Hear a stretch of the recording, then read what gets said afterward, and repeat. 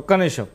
ప్రేమ్ గాంధీ గారు గాంధీ గారు ఎప్పటికైతే ఇప్పుడు ఏ ప్రభుత్వం చూసినా ఏ నాయకులు చూసినా కానీ వీరికి సంబంధం ఉంది, వారికి సంబంధం ఉంది, BJP to TRS to YCP to లేకుంటే కాంగ్రెస్ ఇలా అంటున్నారు. అంటే ఇది ఎక్కడైనా కలుస్తుంది అంటారా? కలిసి పనిచేస్తారంటారా?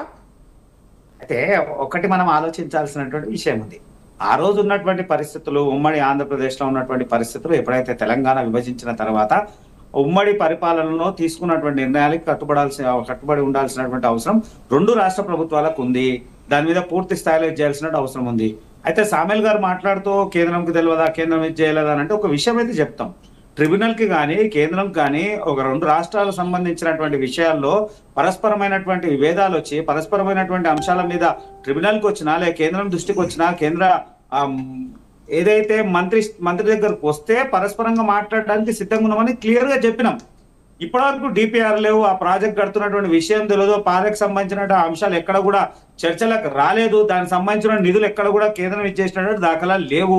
కాబట్టి కేంద్రంకి సంబంధం లేదంటున్నారు తప్ప కేంద్రం ఎంతవరకు పరిధి ఉందో అంతవరకు పరిధి కంపల్సరిగా మాట్లాడే దాంట్లో ఏమాత్రం సందేహం లేదు. ఇది ఒక విషయం. ఆ రోజు ఉన్నటువంటి పరిస్థితులు 10 సంవత్సరాలు ప్రభుత్వం ఉన్నటువంటి బీఆర్ఎస్ పార్టీ మళ్ళీ ఏం చేసిందో వాళ్ళకే తెలియాలి. ఎందుకంటే ఆ కేసీఆర్ గారి ప్రస్తావన ఎప్పుడు మాట్లాడినా కానీ ఒక భగీరథుడని, ఆయన రాష్ట్రం సంబంధించినటువంటి ఆ విషయాల మీద ఆయనకు ఉన్నటువంటి అవగాహన ఇంకెవరికి లేదా అనేక సందర్భాల్లో మాట్లాడుకున్నాం. ఆయన గొప్పతనమే కానీ ఆయన విషయ సూచన అంటే ప్రాజెక్టుల పట్ల కాళేశ్వరం ప్రాజెక్టే అనుకుందాము, దానికి సంబంధించినటువంటి విషయాల్లో అనేక సందర్భాలు మాట్లాడినప్పుడు అన్నము. మళ్ళీ అప్పుడు ఆంధ్రప్రదేశ్ రాష్ట్రంలో అప్పుడు ఉన్నటువంటి జగన్మోహన్ రెడ్డి గారికి వీరికి ఏం లాలూచి జరిగింది, వాళ్ళిద్దరి మధ్యలో ఏం లోపాయికార ఒప్పందం జరిగింది, మరి ఆ రోజు ఇది ఎందుకు పునాదులు పడ్డాయి? పునాదులు పడ్డానికే కారణం అది కదా. ఆ రోజు పునాదులు పడ్డానికే కారణం అది. ఆ రోజు జరిగినటువంటి పరిస్థితులు ఏంది, ఇప్పుడున్నటువంటి పరిస్థితులు ఏంది? ఇక్కడ మనం పూర్తి స్థాయిలో మనం గమనిస్తే ఒకటి అంటా ఉన్నాం, 3000 లీటర్ల 3000 టీఎంసీ పోతా ఉంది, వృధా పోతా ఉంది. దాన్ని అడ్డుకోవడానికి ఎంత అవసరం ఉందో అంతే వాడుకోవాలి. తెలంగాణలో మనం ఉన్నదాన్నే వాడుకోలేకపోయినాము. 500 పై టీఎంసీలు, ఆంధ్ర ఉంటే వాళ్ళు 1000 టీఎంసీలు వాడుకుంటారు. నేను ఏమంటా, ఇవన్నీ రాష్ట్ర ప్రభుత్వం ఉన్నటువంటి గత ప్రభుత్వం ఉన్నటువంటి 10 సంవత్సరాల బీఆర్ఎస్ ప్రభుత్వానికి ముఖ్యమంత్రి కేసీఆర్ గారికి పూర్తి అవగాహన ఉండే కదా. మరి ఎక్కడ లోపం జరిగింది? ఆ లోపాన్ని సవరించాల్సినటువంటి బాధ్యత గత ప్రభుత్వం ఉంది. దాన్ని వారు ఇప్పుడున్నటువంటి ప్రభుత్వం సూచన చేయమనండి. కాంగ్రెస్ పార్టీకి సూచన చేయాలి.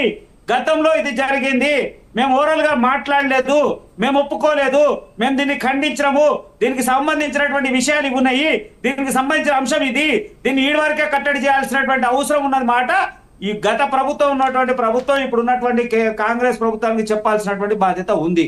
ఇక కాంగ్రెస్ బాధ్యత ఏది ఏమైనా తెలంగాణకి సంబంధించినటువంటి నీటిలో కానీ నిధుల్లో కానీ నియామకాల్లో కానీ అన్యాయం జరిగితే వెంటనే స్పందించాల్సినటువంటి అవసరం కాంగ్రెస్ ప్రభుత్వానికి, ముఖ్యమంత్రి తెలంగాణ ముఖ్యమంత్రికి ఉంది.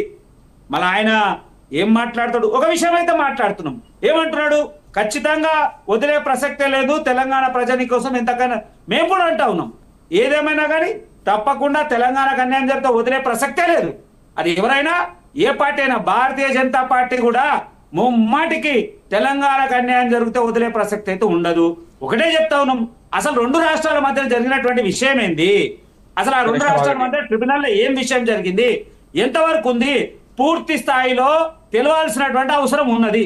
అది తెలిసిన తర్వాత తప్పకుండా కేంద్రము రెండు రాష్ట్రాల సమన్వయంగా పనిచేయడానికి సిద్ధంగా ఉన్నది. రైట్ గాంధీ గారు.